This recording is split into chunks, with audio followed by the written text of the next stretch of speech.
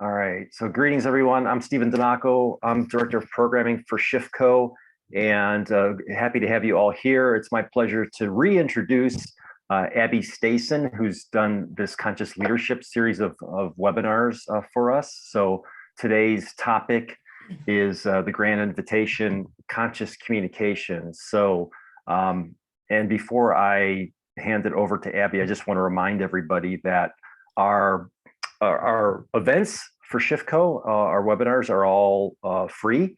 So if you go to shiftco.global/events, you'll see what we've got coming up over the next couple of months. And two webinars of note in particular are on February 2nd, Ditch the Pitch, how to introduce yourself in a way that generates results, and then Rocket Fuel, growing your business authentically, is on March 2nd. So all of our webinar events that you find on that events page are free. So even if you're not a member, please feel free to register for anything and everything that moves you. So with that, let me hand it off to Abby and give her the floor. And we look forward to a really rich presentation as usual from Abby. So Abby, take it away. Thank you, Stephen. And quick here, what I'm going to do is share my screen now. And hopefully you can see my screen. Yeah, it's not up yet, Abby. How about now? Nope. Okay, here, let's see. Oh, now it should work. There you go. You're good? Yep. Okay. All right, thank you. So Stephen and my partner in crime here are doing a little bit of shift work with operationalizing this webinar. So yeah, and thanks, Stephen, for the introduction. And I want to start with a shout out to ShiftCo.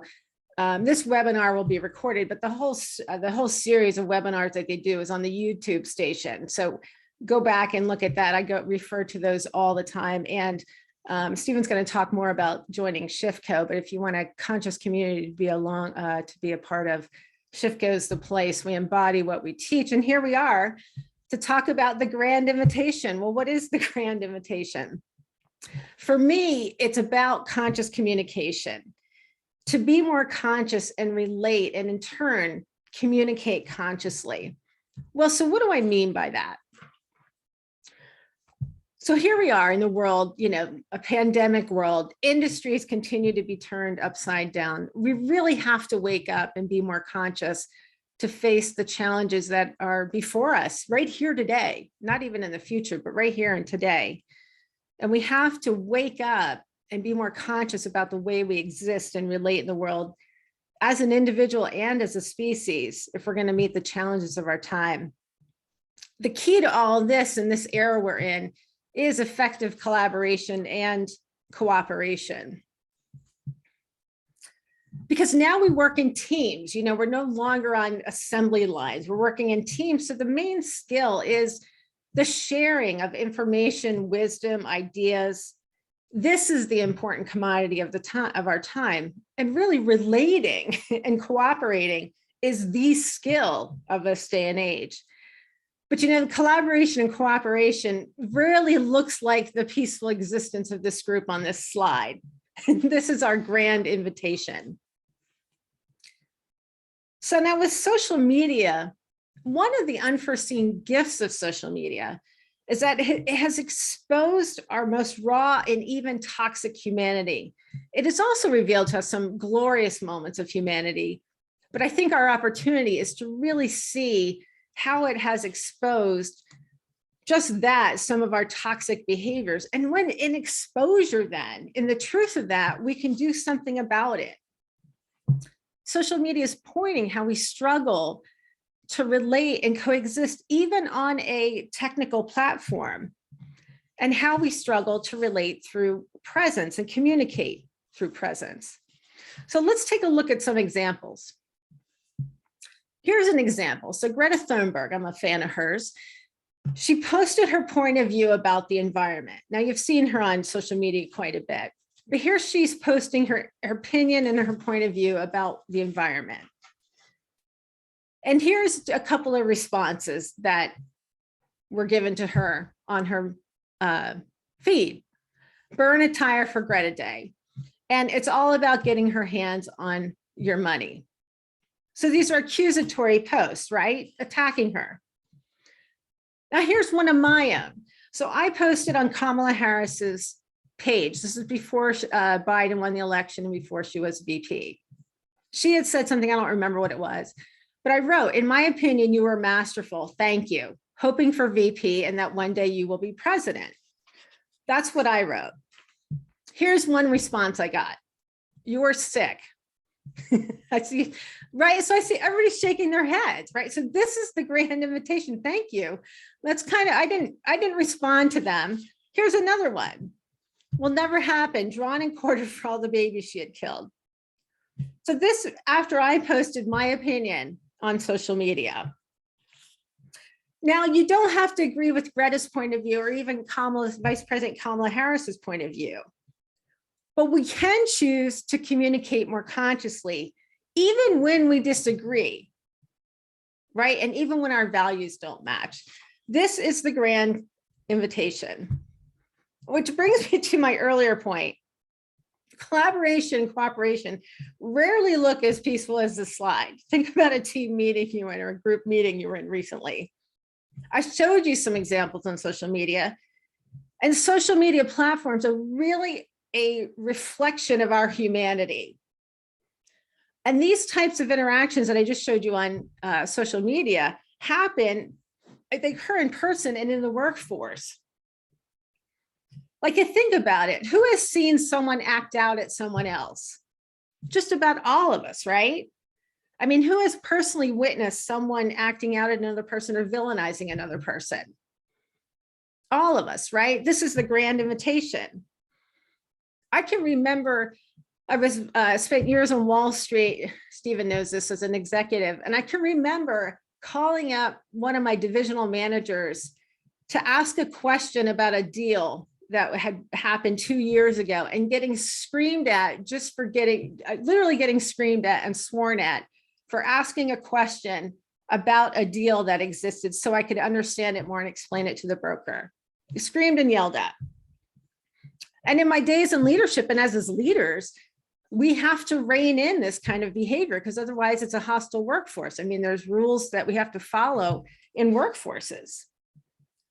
Well, so what's the solution? So what can we replace this behavior with? I mean, what can you actually do? What can we do? Well, if you've seen my webinars, you've seen this slide, and Stephen knows me well. I'm a rubber meets the road type of person. So we can move beyond buzzwords and abstract concepts into connected relating through conscious communication. Conscious communication takes skill and practice. And this is, again, where the rubber meets the road. We all have to practice and have more skill in navigating the human condition. So for this webinar, we'll be chatting about two of the toughest skills: masterful listening and conscious expression. And this equals conscious communication. I mean, conscious communication opens up the door to innovation and connection. I mean, think about it. Wouldn't you rather it be working in a group, have a spouse, any kind of relationship where we communicate with transparency and presence instead of ego and drama? Well, we can create this atmosphere in all of our relations through conscious communication.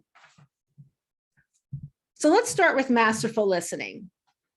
So conscious listening is a way to give attention to others.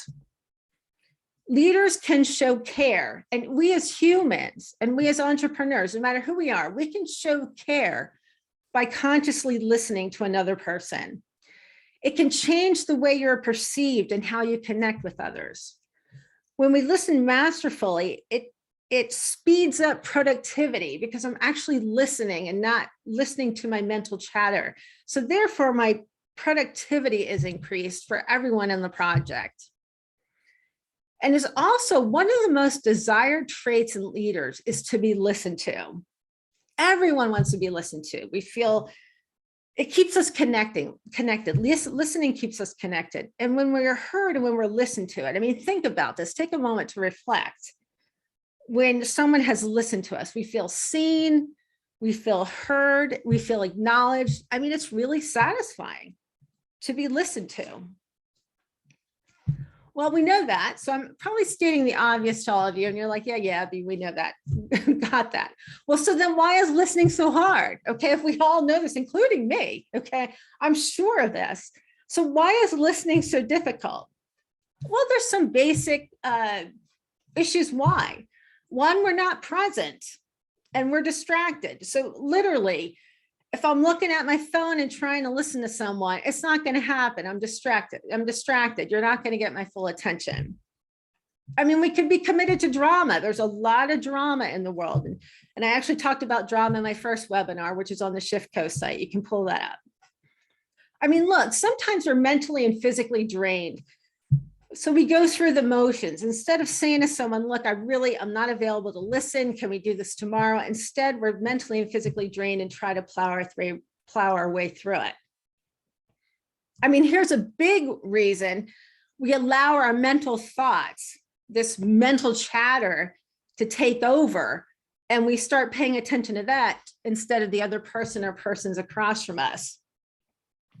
And then we're lazy or sloppy. You know, listening requires active engagement and real effort and energy. And it's a practice like anything else. So when we don't practice, we tend to get sloppy. So think about any hobby you have. When you don't stay current with it, just like any other skill, you know, we get sloppy or we're not quite as good at it. So we have to keep our energy focused on learning the skill and the practice. And then finally, most of us typically have a listening filter. So what is that? So mine, I have two. They don't necessarily have to be yours. And this is in chapter 10 of my book on listening. But I have in the workforce now, in a professional setting, I have a listening to fix filter. So you could be sharing something with me. And there I am already thinking about into my mental thoughts, how I can fix your problem. So now I start problem solving, and you don't feel paid attention to, you don't feel heard, and you didn't want a solution from me. So I actually got a big wake up call from this from a broker that I worked with. He came in my office, and usually, you know, was a leader and a problem solver. He came into my office, started talking to me about a client issue. Well, I immediately start almost interrupting him. It wasn't quite that rude, but as soon as he was done speaking, I'm going into fix it mode. And he said, wait, I just want you to listen. I don't want you to fix anything. This was like astonishing to me. Like, what? You want me to just listen to you? But that's the point. It's like sometimes people just need to be heard out loud and they just want to be listened to. Then on the personal side, I have a Me Too filter. So that looks like hogging a conversation. So I can think of one time a friend called me up and said, I had the best hike this morning. I just didn't even say Me Too. I went into, well, my hike was great. I did a sunrise hike, climbed Mount Baldy. It was awesome. So how do you imagine my friend felt? Not even acknowledged with her hike. I totally hogged the call and not at all connected, right? Very unconsciously. So now that friend and I joke about that. It's like, who's going to hog the call today? And we make sure we listen. So listening is one of the toughest skills, and we know it. So here's your first takeaway for this webinar, is to do the listening challenge. See if you can go a full day just listening to others and not speaking or offering any advice. Yeah, I see a couple of faces. It's really fun. It's a really fun challenge. You can refer, yeah, you know, my book Evolution Revolution is on Amazon. You can pull that and read chapter 10, or you can go to my website and get some worksheets on listening. You don't have to read the book or the chapter. But here's a listening challenge for you. The first key takeaway. Go a full day and just listen to others without chiming in and see what happens. So let's pause for just moments. Everybody take a breath. As Stephen knows me, we're going to pause, get present, jot down any notes you have about listening, any reflections, move around in your seat a little, a few big out breaths. Super. So now let's talk about talking. Because many of us love to talk. So the next skill is conscious expression. Conscious expression invites us to move from blaming, shaming, gossiping, dramatizing, projecting, politicking, and all of these other reactive behaviors. With conscious expression, it's like a container of respect is immediately created before we go into reactions or acting out. Also, conscious expression creates a culture of responsibility. So then it invites me to take responsibility for myself. And then in turn, there's a huge avoidance of drama in that. And then productivity goes up, because if I'm taking responsibility for myself and how I express, then you are invited to take responsibility for yourself, just merely in how I show up. And there's a real skill to this too, and I'm going to go over that. But that's the first thing, is when we start expressing from consciousness and from presence, it immediately invites the other person to do the same. Another reason why conscious expression is so important, and masterful listening, I mentioned this before, is frankly the time that we save in being out of drama and trying to force my agenda, and the fear states that come up, and a lot of motion with no progress. The clearer we are in our communication, both on the speaking and listening side, frankly, the more time we save and the more productive we are, and we actually go faster. It's not about going fast, but we get more done in less time, because drama is a waste of time. And as you dive into this, it's way more satisfying to interact from a place of truth and reality, where truth and reality are the primary focus in bringing forward what I want to say and what you want to say, even if it's inconvenient, because the truth can be very inconvenient at times.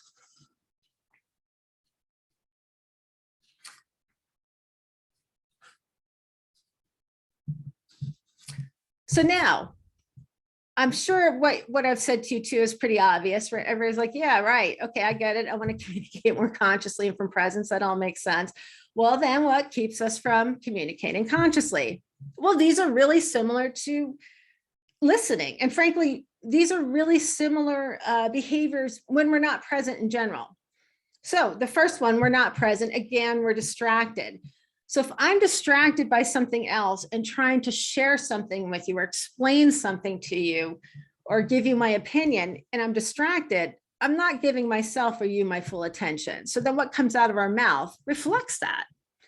Again, we're committed to drama. If we have a commitment to drama, then how we interact and how we communicate will be from drama. Another reason we struggle so much with communicating consciously and speaking consciously is we gossip. So gossip is a way to avoid a tough conversation. It's easier to go into gossip, which is a form of drama, to talk about something rather than aligning what we really want about a situation and typically is to avoid a difficult conversation. So we aren't comfortable with silence and stillness. So we do an experiment in stopping and stillness as part of the ShiftCo group. So if you join ShiftCo, Stephen and I host a experiment in stopping and stillness, just to be still. But when we can't be still because our brains want to predict, we fill the space with words. So we fill our time with doing, and in terms of communication, we fill the space with words because we're really uncomfortable with silence. Another reason we struggle is we're not emotionally intelligent. We haven't formed that skill to really incorporate emotions into our experience. It doesn't mean you have to walk around being an emotional basket case, but when we're feeling something, we can include that and share that. I'm going to show some examples of that here in a few minutes. And again, if we're mentally and physically drained, we're not going to communicate from presence. Like when we're mentally and physically drained, and we try to override that, which at times we have to, right? At times we have to do what's expected of us, and we want to do well at work, and we do have to power through. But then you can expect then that your communication will reflect that. And that's okay, but it's time then to say, okay, I'm really mentally and physically drained now. I really want to bring more presence to this conversation because it's an important conversation to me. We also express from our mental chatter. I'm going to show you an example of that in a bit too, but basically we listen to this mental chatter, the stories in our head, and then we actually start to align our conversations around the story. And that's a form of drama. We play hero, victim, villain, and we get into this whole stream down the rabbit hole. It may sound familiar to you. And then finally, we are sloppy or lazy, just like any other skill. And I don't mean this negatively or arrogantly, but me too. But, you know, as I continue to practice deeper and deeper presence, I mean, it's an ongoing process. So the skills wax and wane depending on how much commitment I have to practicing them. And when we're just not up to speed with it and a little, you know, just not practice, we become lazy and sloppy. And then our relationships and communication reflect that. And, you know, it's enough to get by, but you're on this webinar and you want to step up, you know, you have a desire to be more conscious, because it is way more satisfying when we communicate clearly. Then there's always the biology and neuroscience. So Steve knows me, I'm a big geek, but we know a lot more now than even 5-10 years ago about how our brains and our biology affect our behavior on multiple levels. So number one, whenever we're in a fear state, and that's typically when we're listening to our thoughts, because most of us are privileged people, we get into this fear state, this constant fear state. And so our amygdala hijacks our prefrontal cortex. So anytime we're in this slight or extreme fear state, what comes out of our mouth is going to have a prefrontal cortex bypass, so my executive functioning. So that's when you're dissatisfied with what's come out of your mouth, you're probably hijacked a little bit by your thoughts or fear. And then what's important to know is the brain, by its very nature, contextualizes everything. So we don't speak fact to fact. You can think about it in your interactions. It's almost awkward. So it would sound like, "Hi, Stephen, I have a green shirt on." And Stephen says, "Hi, Abby, I have a white shirt on." Like, "My eyes are blue, your eyes are brown." I see so many, I don't see your name, but you have a gray shirt with darker arms. Like, you have glasses, I don't. Beard, no beard. Like, we just don't speak this way, right? It sounds awkward, right?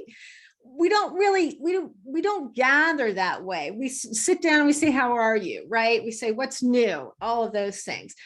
That's all okay. But when we're communicating and want the truth and reality to be number one, and we want to communicate from presence, we have to realize that. Because here's the trap of that. We're an advanced species, which is a good thing, okay? But because the brain contextualizes so much, most of what comes out of our mouths are opinions, judgments, projections, intuitions, thoughts, ideas, okay? This is all okay. I don't want you to stop this. But the trap is, as we take these items as the truth and reality. So if I have an opinion about something, I treat that, my brain treats that as a truth and reality when it's just an opinion. So then that goes into, well, what is the truth? Okay, so we're hearing all this overused term, and there's, we've heard terms like alternative facts, right? You've heard that word. So in its simplest form, and this is the toughest part for people to understand, because the brain contextualizes everything. I don't want to make that bad, because it's not. But in its simplest form, the truth are facts and data. But remember, we don't communicate that way. We don't say beard, no beard, right? We don't talk glasses, no glasses. So I'm thinking of virtual reality. This is a great example to explain the truth. So in virtual reality games, when wearing a headset, the setting isn't real, but it feels real. Okay, so you put these glasses on and you're put into this setting. I can remember trying on virtual reality for the first time. And I put them on, and I was standing on the top of a tall skyscraper. Okay, my body immediately went into a fear state. it wasn't real. And so I was actually, they put me in, myself and a colleague, into a small padded room because your body wants to move. And my body got shaky. I felt scared. I could feel the fear come up. I'm not a huge fan of heights. I could feel the fear come up because my brain said there's danger. So my friend said, grab my arm. So I did. I grabbed her arm, and that made me feel more stable. But I felt like my body was saying you could fall off this and die when none of it was real. So what's true? The virtual reality is not true. What's really true is my body went into a fear response in watching a virtual reality story.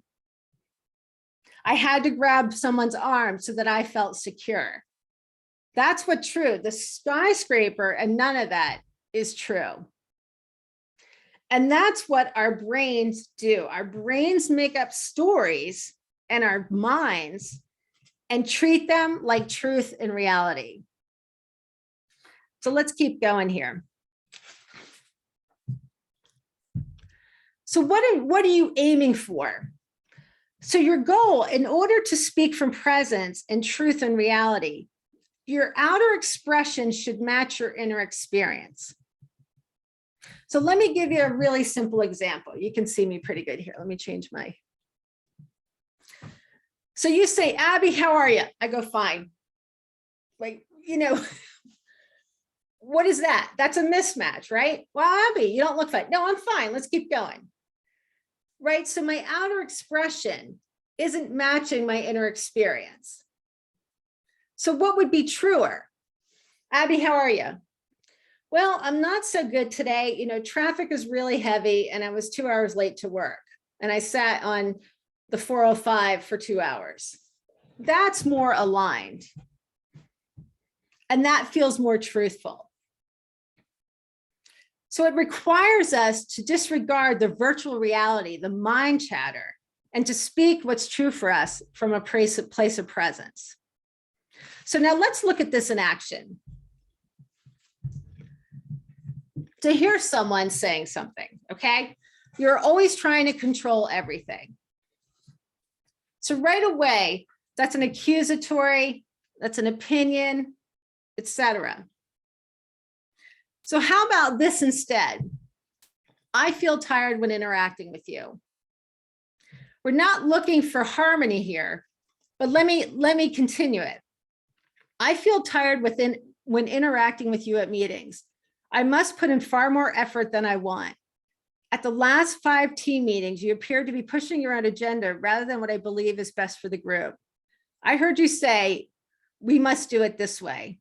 I feel impacted in my ability to respect you. Can you tell me what's going on for you? So nowhere in there do I accuse or blame, but I'm giving them my experience of the interaction with the other person. In that, I get to learn more about each other, how somebody's affected me, and invite them and to share what's going on with them. I know it's very counterintuitive because we're so used to communicating. Let's look at another one. We're so used to communicating like this. That was hurtful. So this is a classic one around emotional intelligence.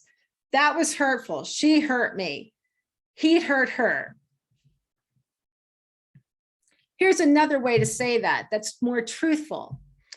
When I heard you say that, I felt angry and feel attacked when I have repeatedly made requests of you. I thought we were on the same page and I feel sad we are not. I would like to have a discussion about how we relate. Are you willing to chat with me? So again, it keeps the dialogue going. And then here's another one, very timely and relevant. You are a racist. So we keep hearing this word thrown around. How about this instead? When I felt your post, when I read your post on Facebook, I felt sad and angry. Let's continue here. I was shocked and didn't know how to respond. In fact, I feel afraid to bring this up. Your comments came across to me as a racist, and I am deeply disturbed. I think it could negatively affect others. Would you be willing to share your thought process? So you see the effort and energy to stay present with myself in order to invite the other person into presence to say, okay, here's how you came across to me. Here's my experience of myself with that. Now, what's going on for you? Did you mean any of it? Are you even aware of it? And have you heard this before? So it keeps the dialogue going. Let me tell you one more that came up within the last 24 hours. Our president, you'll see this on the news. Our president had a hot mic. One of the reporters was hammering questions at him.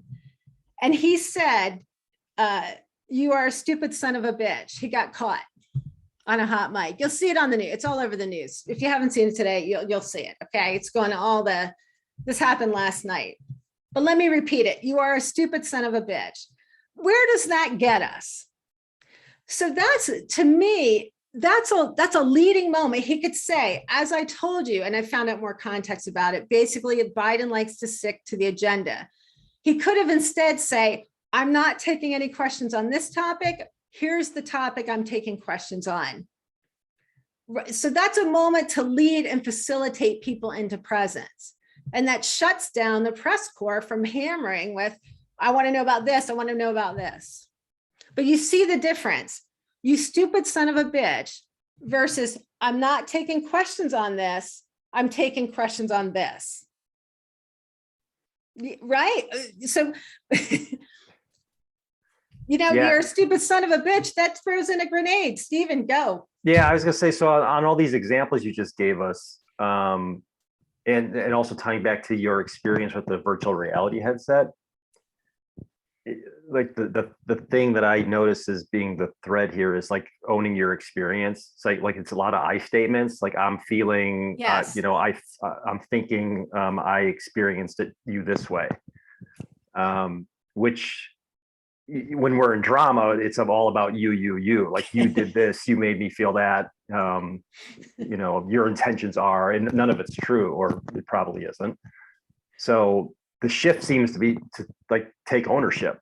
Like this is me, this is my experience. And the experience may not be accurate to the other person, but at least you're communicating what you're going through. That's right. Yes, and well done. Like switching from you to I statements. And it's okay then to share your opinions, intuitions, and all these other things and judgments. That's what we're going to do. But then say it. I'm always like, well, here's my opinion, right? And here's the data that I know and the facts I know now, but this is my opinion, right? So then it's treated as an opinion. Or here's what my intuition is telling me. Try that on. And, we project left and right. So I'm always like with friends, I'm like, look here, this might be a projection. Might be my own experience, but try this on. That way what we do though, is the trap is we treat that as fact. So what we say, here's my opinion, and that's the fact. That's how it is, because it's my opinion. So yes, and Stephen, to that, adding to what you said, absolutely. And you can see it's much more, once you start to learn a skill, you find that we get to the truth really quickly.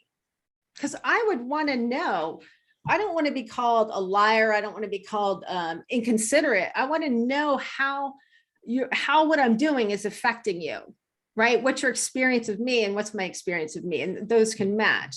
So, and also to add to what you're saying, I used examples that are more contentious, right? But we even do this when we're trying to be upbeat and positive, right? So look, Stephen, you rock. We know Stephen rocks, right?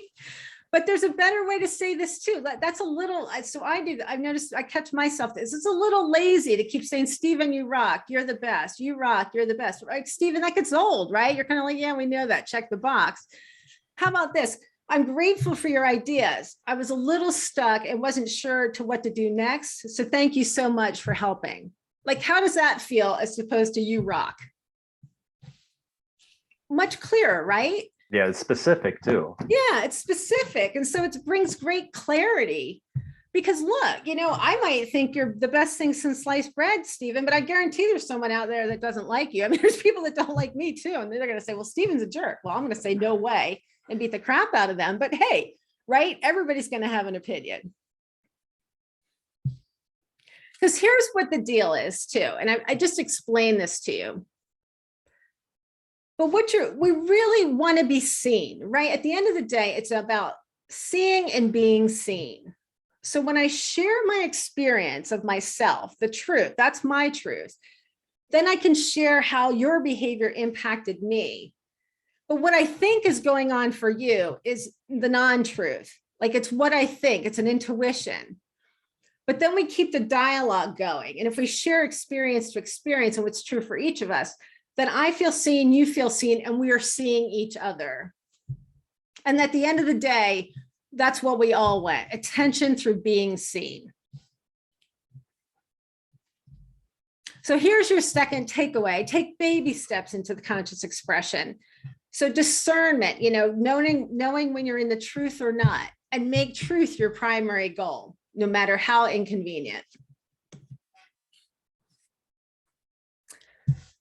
So it's a process and a journey. So conscious communication takes a ton of practice to speak, listen, and masterful listening and speaking from presence. It's a process. So you have to keep practicing. And I want to say this applies just as much to writing as it does to speaking. So when I'm on social media now, so social media and texting is a dialogue, right? It applies there. You can write, "You rock," or you can say, "Thank you so much. I feel really grateful for your ideas. I was stuck." And I showed you examples of where it applies on social media. And this is a challenge of a lifetime for all of us. Again, we're seeing how on social media, we're just attacking each other and using the platform to not take responsibility for what we want.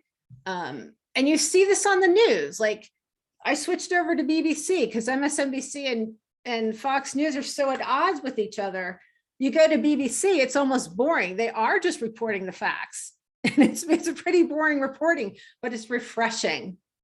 So waking up and being a conscious communicator is a challenge of a lifetime. It's not for the faint of heart, as you can see in some of the shifts of how to not say "you rock" and actually take the time, energy, and focus and skill to say something more worthwhile.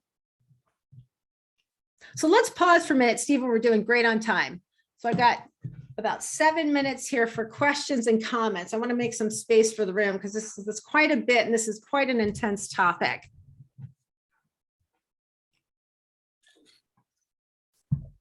Yeah, so just feel free to unmute if you got any questions or comments for Abby. Observations, anything where you see it in practice or don't.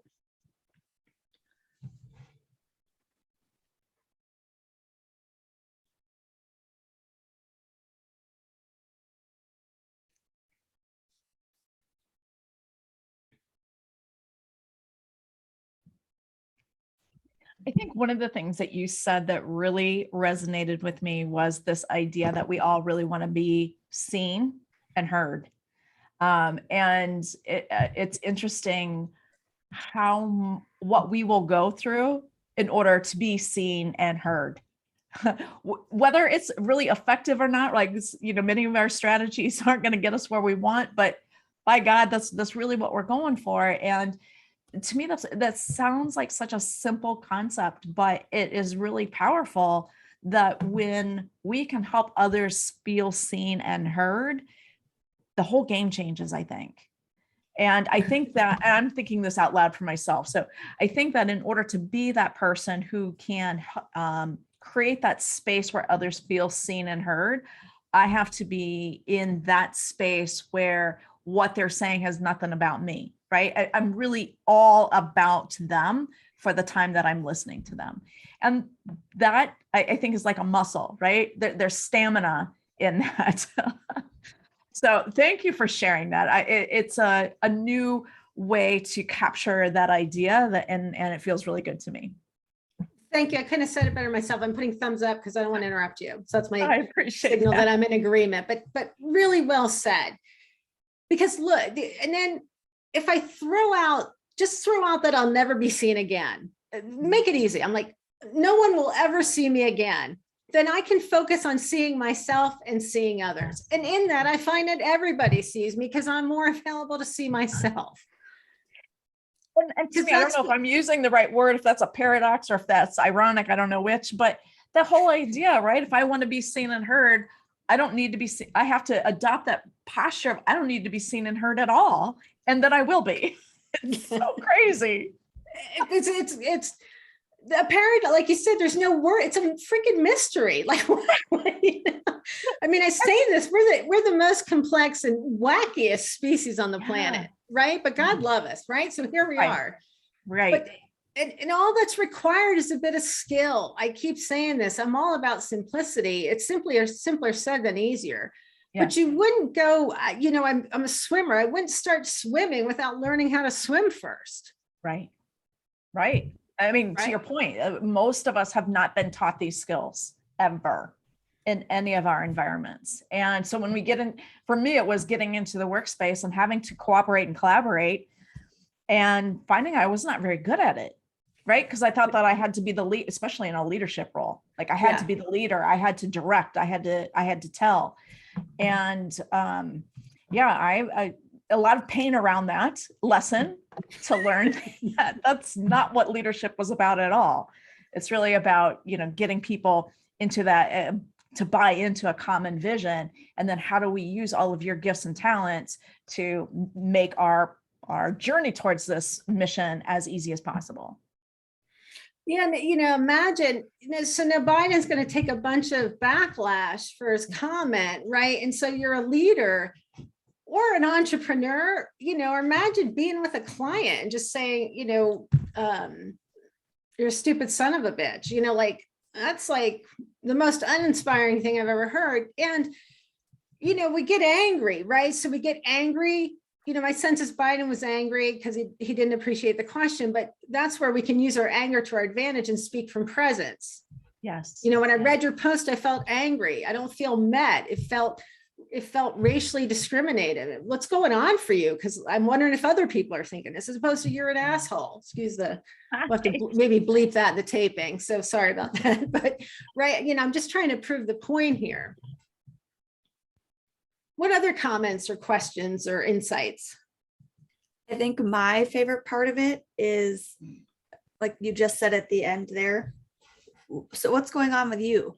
As I do think that we've had some training on, sharing my experience and kind of owning it, but then assuming that the other person is going to do the same thing when maybe they didn't think to do that, or they don't have, like, that's not their regular process. And so being able to say that explicitly, so what's going on with you, and bringing that invitation instead of like, okay, like I'm waiting, and they may not be in the space to give that. So that invitation just feels like softer, more open. Like I want to have a dialogue with you instead of I'm hurling all of my things at you. Anyway, so that I really like that a lot. Because it keeps dialogue, it invites the other person into presence. Yeah. Now, then we get into, well, what do I do when the other person doesn't? Okay. A person has to be willing, available, and capable, right? So even if a person is willing, they have to be available, and then they have to be capable. So they could be willing and available, but just not capable because where they're at in their development or what's going on in their life, whatever, right? We all have our things and we have to be compassionate about that. So what you're aiming for, what I tell people to aim for is that I may not like the outcome, but I'm pleased with how I showed up. Even that I screwed up at one point and recovered, like that I went to drama for a minute or a few seconds and came out of drama and recovered okay. Because then we walk away satisfied, and then our self-esteem rises, right? When we're satisfied and have asserted ourselves in a way that's aligned with who we are. Yeah. And then we have to feel the sadness or anger that the outcome wasn't what we wanted. But this is easier said than done. And it's, like I said, it's not for the faint of heart. So it's easier to walk around going, you're a racist, you're a son of a bitch, your posts are awful, you're difficult to work with. That's an easy, lazy way to go through life. And you're on this webinar because you want more than that. Yeah, I like it. Thanks. And I do too. And that's why I'm a part of ShiftCo. And that's why, I love to be on these calls with Steve and like partner in crime. Like, we embody what we teach, and it's not lip service, right? A lot of talking can be lip service. Abby, can you help me understand what's going on with you? Because it feels to me like we've spent the whole time talking about, I feel this is the impact on me. And it feels to me, if I say to someone, my instinctive reaction, if someone said to me, what's going on with you, immediately my bears are going to go up. And now you're saying that there's something wrong with me. Yeah, right. Yes, Anne. So right. So yes. So I'm using these as examples. Good catch. Actually, really well done here. Yes. So when you're present, I'm using those as examples. So the examples I put up there are real life examples, by the way. Okay. You might not say what's going on with you. Or like, help me understand. Yeah, it just can be, this is where presence comes in. I showed you some examples of what actually happened in circumstances, real life examples. There's no formula other than to stay present and then see what arises. So you may not say what's going on for you. If a person's being really rude, it's like, I'm not going to deal with this. I'm going to go get a glass of water. Right. So there's no formula. So that's where when you're present, you can say, well, do I want to flip this to the other person? Do I want to inquire? Do they feel available to me? I just don't know. Does that make sense? 100%. Yeah. No, I mean, it's this sort of, it's being curious, right? Ultimately, what it comes down to is try and be curious and understand where are they coming from. And maybe they have a perspective that you didn't even think about. But the first place to say, this is what's happening, how it's impacting me. Help me understand your position, your perspective. That's right. And I find in those, a person usually then responds. It either calms them down or they lob something back, or they'll be like, well, yeah, where you just keep. And I'm like, okay, so what can I do? You know what I mean? Like, I want to connect, right? So you can still meet them when they're, a little stuck. But I really appreciate the point, because I showed you some examples and I want to harp on this. When you're present, presence dictates what's going to happen. So there's I can't give you a formula for say A, B, and C, other than sharing my experience of myself, trying to get curious about the other person's experience so that we can meet, even when we disagree.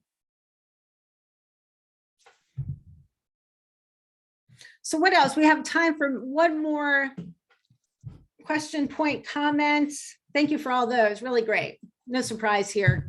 Sharp crowd.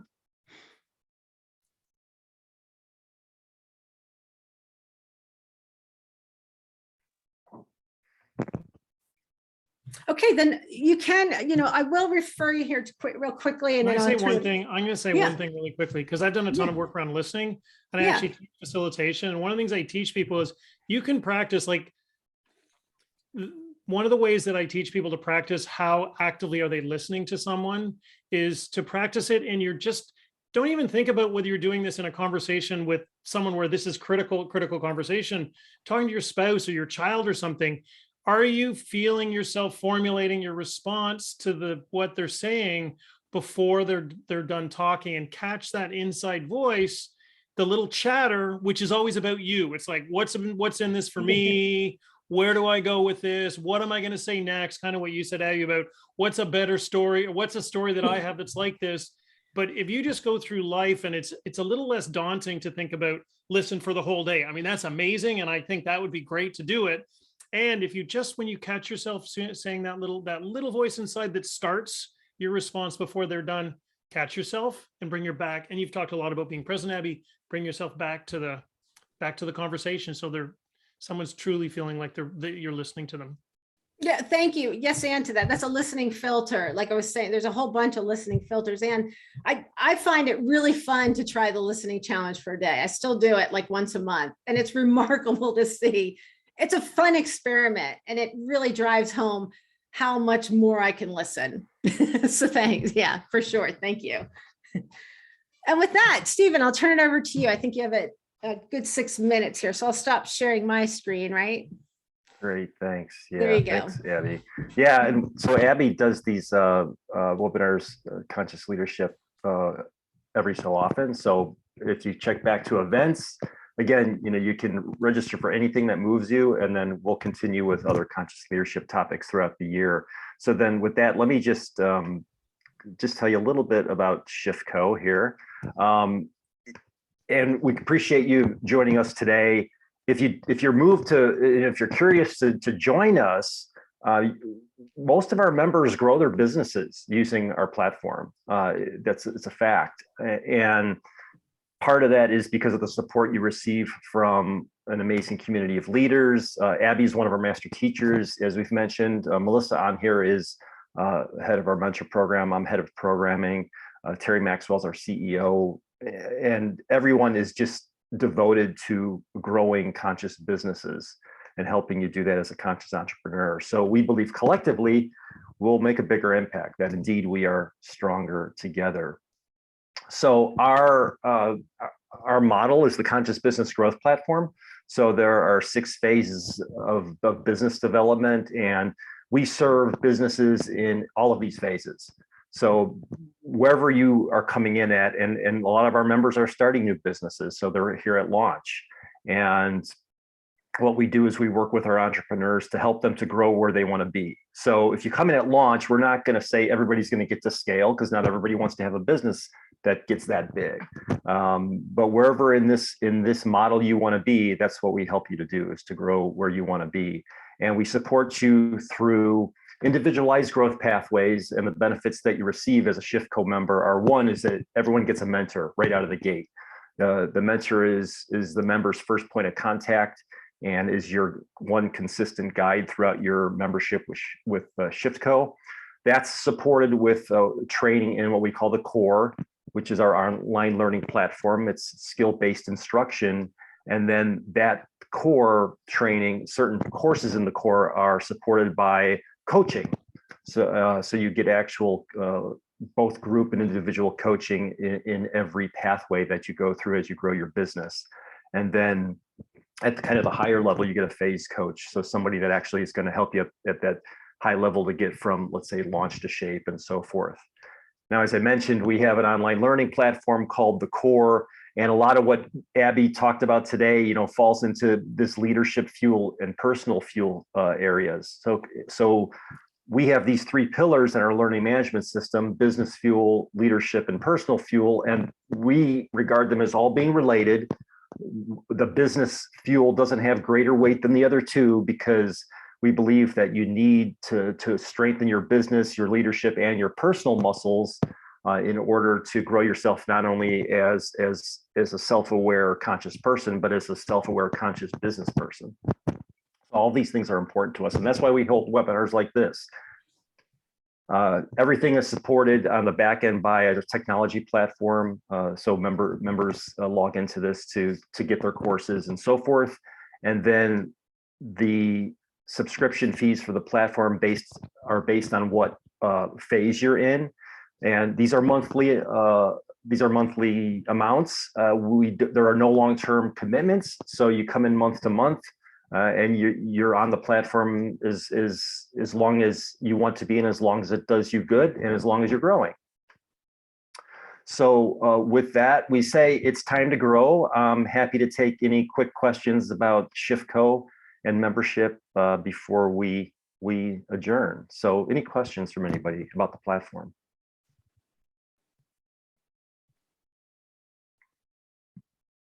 Can I ask a personal question? Please, Mary, go ahead. Tell me a little bit about how the business, how ShiftCo has helped you grow your business. What were some of the things that you got from that? You're asking me personally or just in general? Yeah. Well, if you want to be personal, that's fine. If you want to be general, that's okay too. Well, so in the member experience, and just because we know all our members, and Melissa can chime in as well on this question. So what we're helping members to do is really to lock the keys to success within them. So we consider ourselves to be a catalyst. So even though we've got courses and we've got pathways, nothing's a cookie cutter. Mm-hmm. Like we may have courses that everyone, like a cohort of people, will take. However, ultimately what we're doing is we're helping each entrepreneur unlock the skills within them that's going to help them become successful. And our members tell us that's what it is. Mm-hmm. No one says, well, I took this one business class and that's the thing that unlocked all of my success. It was really something within them that they found, whether it was releasing a block or getting past a fear, that propelled them to success. And I'll add a little bit, Stephen, to yes, and to all that. And, you know, for me, it's like one-stop shopping. Like there's a community that can go, who's got a good marketer, who's got a brander, to everything to like classes to show me how to rebrand myself and to get ready to give speeches and to just all sorts of structures. And then just a community that really is committed to consciousness. So it's very, you know, I want to keep it short because we have about a minute, but feel free to reach out to me too if you have any other questions. It's very tangible alongside of everything. So plus to what Stephen said. Excellent. Thank you. I really appreciate both of you today and your presentation. Yeah, thank you, Mary. And just to respect everybody's time, we're right at the hour. So thank you all for being present with us. Feel free to join us for other events and join us in the community as well if you feel led. Thanks, everyone. Thanks very much. And thank you, everyone.